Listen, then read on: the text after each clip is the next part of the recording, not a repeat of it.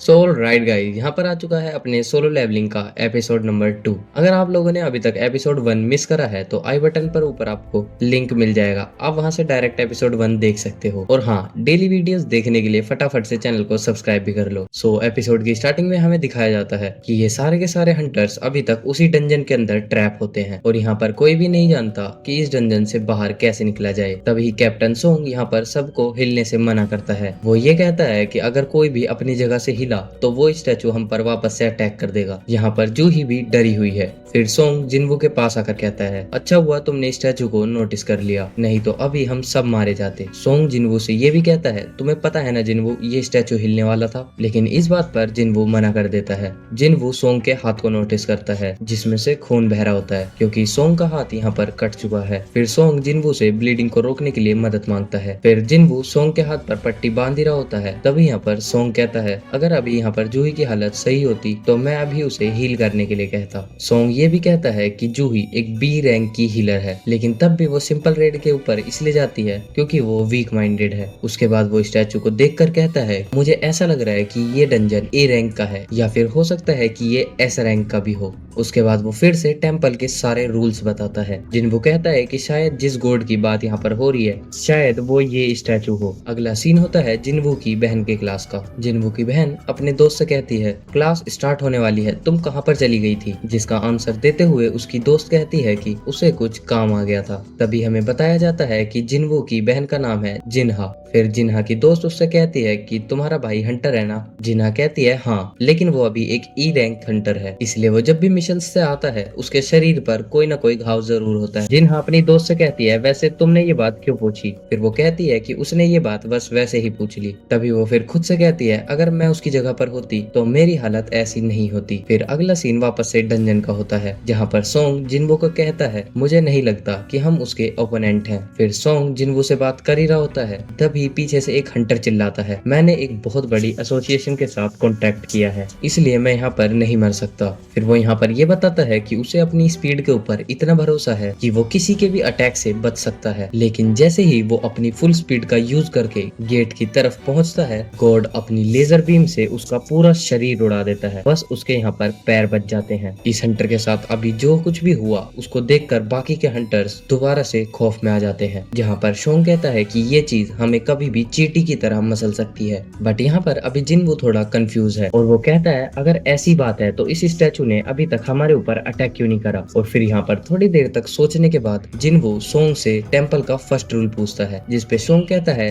Temple का first rule है God की पूजा करो। और ये सुनने के बाद जिन्वू खड़ा होने लगता है, जिसे देखकर फिर सोंग कहता है, मुझे नहीं लगता कि तुमने अभी तक हार मानी है। फिर जैसे ही वो पूरा खड़ा होने की कोशिश करता है, लेकिन तभी यहाँ पर स्टैचू की आंख वापस से जलने लगती हैं। लेकिन यहाँ पर जिन्वू फटाफट से झुक जाता है, जिससे स्टैचू की आंखें फिर से नॉर्मल हो जाती हैं। ये देखने के बाद जिन्वू फिर सभी हंटर्स से कहता है, सब अपने घुटनों के बल बैठ जाओ और इस स्टैचू के सामने झुक जाओ। जिसपे सोंग उससे पूछता है, तुमने कुछ पता लगाया है क्या? फिर जिन्वू उसे बताता है कि जब तक सभी का सर एक सर्टेन हाइट से नीचे रहेगा तब तक ये स्टैचू हम पर अटैक नहीं करेगा, और शायद यही टेम्पल के पहले रूल का मतलब है। और इतना कहने के बाद जिन्वू झुक जाता है और ये देखने के बाद बाकी के सभी हंटर्स भी उसके साथ झुक जाते हैं। बट यहाँ पर माजिमा को जिन्वू की बात पर थोड़ा सा डाउट होता है। फिर उसके बाद हमें यहाँ पर वो सीन दिखाया जाता है जिसका हम सभी को बेसब्री से इंतजार था। फिर यहाँ पर सभी को झुका हुआ देखकर स्टैचू ऑफ गॉड अजीब सी ही स्माइल करता है। उस स्टैचू का ऐसा रिएक्शन देखने के बाद सभी हंटर्स यहाँ पर सोच में पड़ जाते हैं। बट यहाँ पर थोड़ी देर तक झुके रहने के बाद शिंटा वापस से खड़ा हो जाता है। फिर वो सभी हंटर्स से कहता है, देखो अब ये हम पर वापस से अटैक नहीं कर रहा है। और शिंटा को देखकर यहाँ पर बाकी के सभी हंटर्स वापस से खड़े हो जाते हैं। लेकिन तभी यहाँ पर आता है एक ट्विस्ट। जो स्टैचू ऑफ गॉड अभी तक बैठा हुआ था वो उन सभी को देखकर खड़ा हो जाता है, और उसको खड़ा देखकर फिर बाकी के सारे हंटर्स खौफ में आ जाते हैं। फिर सोंग यहाँ पर घबराकर जिन्वू से पूछता है,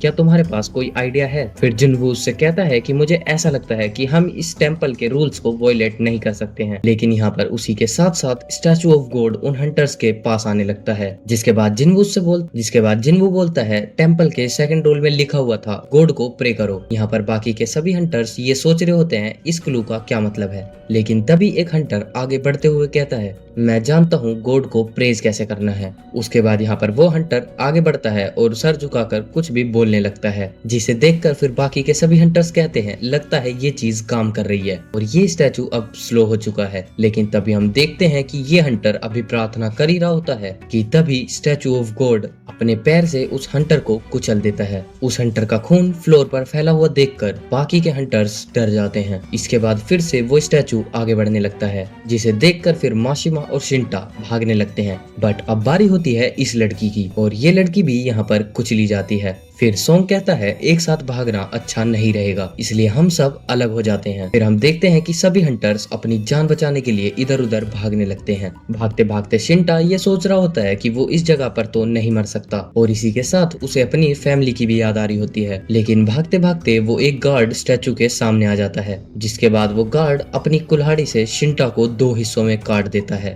जूही के साथ भागते भागते जिनवू यहाँ पर ये सोच रहा होता है गॉड को आखिर प्रे कैसे करें। वो जूही को देखकर कहता है कि मैं जूही को अकेले छोड़ नहीं सकता। इसी के साथ साथ जिनवू बाकी के स्टैचूज को भी देख रहा होता है। लेकिन तभी यहाँ पर एक स्टैचू एक हंटर को बुरी तरीके से मार देता है। जिनवू उन स्टैचूज को देखते देखते ये बात नोटिस करता है कि कुछ स्टैचूज के हाथ में स्वॉर्ड है, कुछ स्टैचूज के हाथ में हैमर है और कुछ स्टैचूज के हाथ में म्यूजिकल इंस्ट्रूमेंट। उसके बाद यहाँ पर जिनवू कुछ सोचता है और बाकी के बचे हंटर्स को म्यूजिकल इंस्ट्रूमेंट पकड़े स्टैचूज के नीचे जाने के लिए कहता है। जैसे ही सोंग उस स्टैचू के नीचे जाता है, फिर उस स्टैचू में से कुछ गाना बजने लगता है, जिसे देखने के बाद सोंग सबसे कहता है कि ये जो म्यूजिकल इंस्ट्रूमेंट वाले स्टैचूज हैं वो इन पर अटैक नहीं कर रहे। यहाँ पर बहुत अलग अलग स्टैचूज हैं जिनके हाथ में इंस्ट्रूमेंट्स हैं, इसीलिए सभी हंटर्स अलग अलग जगह पर जाकर बैठ जाते हैं। फिर जिनवू जूही के साथ एक स्टैचू के नीचे आकर खड़ा हो जाता है, लेकिन वो स्टैचू एक्टिवेट नहीं होता। जिनवू फिर कहता है कि लगता है एक स्टैचू के नीचे 2 लोग खड़े नहीं रह सकते और वो जूही को वहाँ पर छोड़कर चले जाता है। फिर जिसके बाद वो स्टैचू एक्टिवेट हो जाता है। जिनवू यहाँ पर दूसरे स्टैचू की तरफ भाग रहा होता है, लेकिन उसका पीछा गॉड स्टैचू कर रहा होता है। फिर गॉड स्टैचू जिनवू के ऊपर पैर रखने वाला होता है, लेकिन यहाँ पर जिनवू एक जंप लगाता है और बच जाता है। पर यहाँ पर जिनवू से एक मिस्टेक हो जाती है, वो एक वेपन पकड़े हुए स्टैचू के नीचे आकर खड़ा हो जाता है। फिर सोंग वहाँ पर चिल्लाते हुए कहता है तुम्हें वहाँ पर खड़ा नहीं होना, लेकिन तब तक वो स्टैचू अपनी शील्ड से उस पर अटैक कर देता है। यहाँ पर जूही चिल्लाती है, लेकिन हमें पता चलता है जिनवू अभी तक जिंदा है और वो रेंगते रेंगते म्यूजिकल इंस्ट्रूमेंट पकड़े स्टैचू के पास जाने लगता है। यहाँ पर गॉड ऑफ स्टैचू भी उसके पीछे पड़ा हुआ है, लेकिन फाइनली यहाँ पर जिनवू अपनी जान बचा लेता है, जिसके बाद उस स्टैचू से भी म्यूजिक बजने लगता है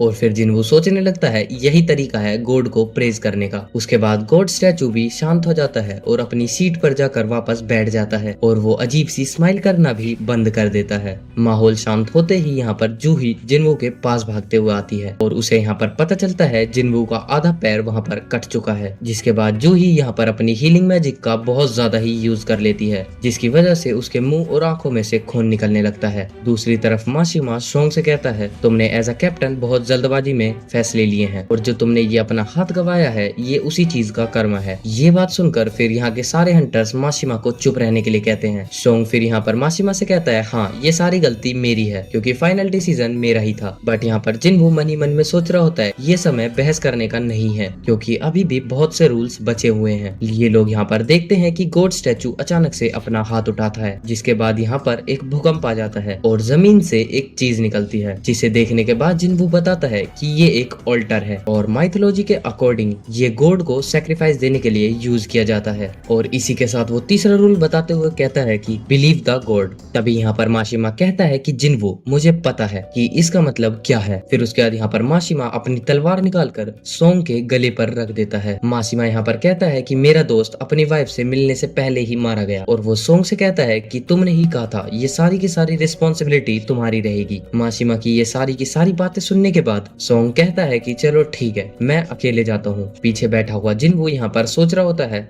कि ये अकेले कैप्टन की गलती बिल्कुल भी नहीं है, हम सब ने ही यहाँ पर आने के लिए वोट किया था। जैसे ही सोंग उस ऑल्टर के पास जाकर खड़ा होता है तभी वहाँ पर एक आग जलने लगती है, जिसे देखने के बाद सोंग जिनवू से कहता है कि मुझे कुछ और भी करना करना है। जिनवू कहता है कि मुझे चेक करना पड़ेगा और इतना बोलकर वो इन दो हंटर्स की मदद मांगता है। फिर वो इन दोनों से कहता है कि मुझे उस ऑल्टर तक ले जाओ। फिर जैसे ही जिनवू और वो दोनों हंटर्स उसके अंदर जाते हैं तभी वहाँ पर और भी ज्यादा आग जलने लगती है। यहाँ पर जिनवू सोंग से कहता है कि मुझे अभी तक पता नहीं चला कि आखिरकार यहाँ पर करना क्या है। जिनवू सोंग से ये भी कहता है कि अगर हम यहाँ पर वेट करेंगे तो क्या हमें कोई रेस्क्यू करने के लिए आएगा। सोंग यहाँ पर कहता है कि डंजन क्रिएट होने के बाद आज ये 7वां दिन है और मुझे ऐसा लगता है कि हमारे रेस्क्यू होने से पहले वो लोग एक्शन ले लेंगे। जिनवू यहाँ पर सोचता है कि 7वें दिन बाद गेट पूरा खुल जाएगा जिसे डंजन ब्रेक कहते हैं, जिससे होगा ये कि जो बीस्ट हैं वो ह्यूमन वर्ल्ड के अंदर आ जाएंगे। इसीलिए टाइम लिमिट पूरा होने से पहले उन्हें डंजन बॉस को हराना होगा और अगर यहाँ पर ये लोग फेल हो गए तो ये स्टैचू भी ह्यूमन वर्ल्ड के अंदर जा सकता है। फिर अगला सीन होता है जिन्हा का, जो कि अपनी मॉम से मिलने के लिए हॉस्पिटल आई हुई होती है। जिन्हा अपनी मॉम से यहाँ पर बहुत सारी बातें कर रही होती है लेकिन उसके बदले में उसकी मॉम कोई भी रिस्पॉन्स नहीं दे रही होती। फिर अगला सीन वापस से डंजन का होता है जहाँ पर जिनवू माशिमा और जूही से ऑल्टर के अंदर आने के लिए कहता है ताकि बची हुई बाकी फ्लेम्स भी जल जाएं। फिर जैसे ही माशिमा और जूही उस ऑल्टर के पास जाते हैं बाकी की बची हुई फ्लेम्स भी जल जाती हैं, जिसके बाद उस ऑल्टर में से एक बिजली निकलती है जिससे होता ये है कि रेड फ्लेम्स के अराउंड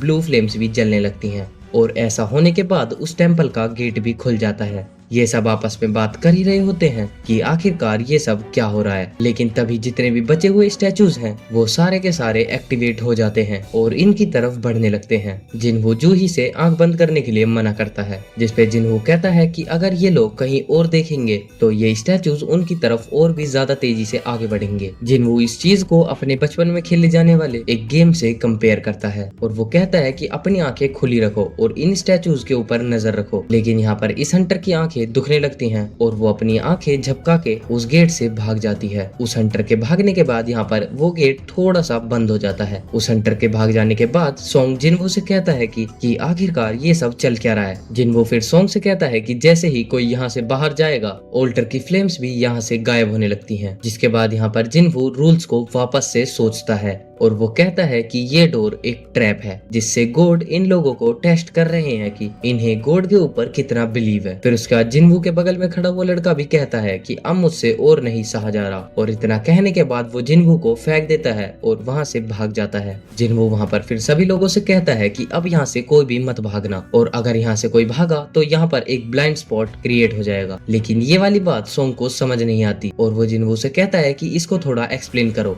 फिर जिनवू सबसे कहता है कि बस सभी लोग यहाँ पर खड़े रहो क्योंकि ये ब्लू फ्लेम्स बस टाइमर है। जैसे ही ये ब्लू वाली फ्लेम्स यहाँ पर खत्म हो जाएंगी तब हम सभी के सभी यहाँ से भाग पाएंगे। माशिमा को फिर जिनवू की बातों पर भरोसा नहीं होता। फिर वो जिनवू से कहता है तुम वीक हो लेकिन तब भी हम अभी तक तुम्हारी वजह से ही जिंदा रह पाए हैं, मुझे माफ करना, मेरी फैमिली मेरा घर पर इंतजार कर रही है। और इतना कहने के बाद माशिमा भी उस गेट से भाग जाता है। माशिमा के भागने के बाद ये स्टैचूज वापस से उसकी तरफ आगे बढ़ने लगते हैं। ये देखने के बाद जिनवू सोंग और जूही से कहता है कि तुम दोनों भी यहाँ से जल्दी निकल जाओ क्योंकि जिनवू को ऐसा लग रहा होता है कि जब तक यहाँ पर कोई एक बंदा खड़ा होता है तब तक ये गेट बंद नहीं होगा। जूही यहाँ पर भागने की कोशिश करती है लेकिन वो नोटिस करती है कि उसके पैर आगे नहीं बढ़ रहे और ऐसा इसलिए है क्योंकि उसने अपनी हीलिंग मैजिक का यूज बहुत ज्यादा कर लिया है। फिर उसके बाद यहाँ पर जिनवू सोंग से कहता है कि आप जूही को यहाँ से बाहर लेकर चले जाओ। यहाँ पर जूही बाहर जाने के लिए मना कर देती है, जिसके बाद जिनवू जूही से कहता है कि मैंने तुमसे प्रॉमिस किया था कि मैं तुम्हें लंच पर लेकर जाऊंगा। और इतना बोलने के बाद वो जूही को एक मैजिक जैम दे देता है और वो कहता है कि मैं जब यहाँ से बाहर जाऊंगा तब मैं तुम्हें बाकी के बचे हुए पैसे दे दूंगा। जूही यहाँ पर कहती है कि तुम अभी भी मजाक कर रहे हो, लेकिन यहाँ पर सोंग जूही के गले पर मारकर उसे बेहोश कर देता है और वो फाइनली जूही को वहाँ से लेकर गेट के बाहर निकल जाता है। उसके बाद वो सारी की सारी ऑरेंज फ्लेम्स बंद हो जाती हैं। यहाँ पर सारे स्टैचूज फिर जिनवू की तरफ आगे बढ़ रहे होते हैं और यहाँ पर जिनवू सोच रहा होता है चलो फाइनली अब मैं यहाँ पर मरने वाला हूँ। लेकिन तब भी यहाँ पर जिनवू माशिमा की स्वॉर्ड उठा लेता है और लड़ने के लिए तैयार हो जाता है। लेकिन तभी एक स्टैचू अपनी तलवार को जिनवू की तरफ आगे फेंक कर मारता है, लेकिन वो तलवार जिनवू को लगती नहीं है हैं। उसके बाद यहाँ पर सबसे पहले एक स्टैचू जिन्वू का हाथ काटता है और बाकी के स्टैचूज भी उसके ऊपर अटैक करते हैं और उसके बाद फाइनली यहाँ पर जिन्वू के पेट में एक स्पेयर घुसा दिया जाता है और उसको उस ऑल्टर के ऊपर भी लेटाया जाता है और उसके बाद यहाँ पर एक स्टैचू फाइनली अपनी तलवार से जिन्वू को मार देता है। लेकिन यहाँ पर एक ट्विस्ट है, तभी यहाँ पर एक स्क्रीन अपीयर हो जाती है जिसपे लिखा है the secret quest courage of the week और उसपे ये भी लिखा है कि तुम एक प्लेयर बनने के लिए क्वालिफाइड हो। तुम्हारा हार्ट 0.2 सेकंड के अंदर काम करना बंद कर देगा अगर तुमने प्लेयर बनना एक्सेप्ट नहीं किया तो। और यहाँ पर कोई तो यस का बटन सेलेक्ट करता है और यहाँ पर जिन्वू के साथ क्या हुआ, ये क्या चीज है, ये सब हमें पता चलेगा अगले एपिसोड के अंदर। और अगर तुम उस एपिसोड की कमाल की एक्सप्लेनेशन देखना चाहते हो तो फटाफट से इस चैनल को सब्सक्राइब कर लो और तुम मुझे कमेंट करके बताना कि तुम्हें ये वाला एपिसोड कैसा लगा। और अगर तुम्हें ये वीडियो पसंद आई है तो इस वीडियो को फटाफट से लाइक भी कर देना और अपने दोस्तों के साथ शेयर करना मत भूलना। मैं मिलता हूँ आपसे नेक्स्ट एपिसोड में, तब तक के लिए टेक केयर, गुड बाय।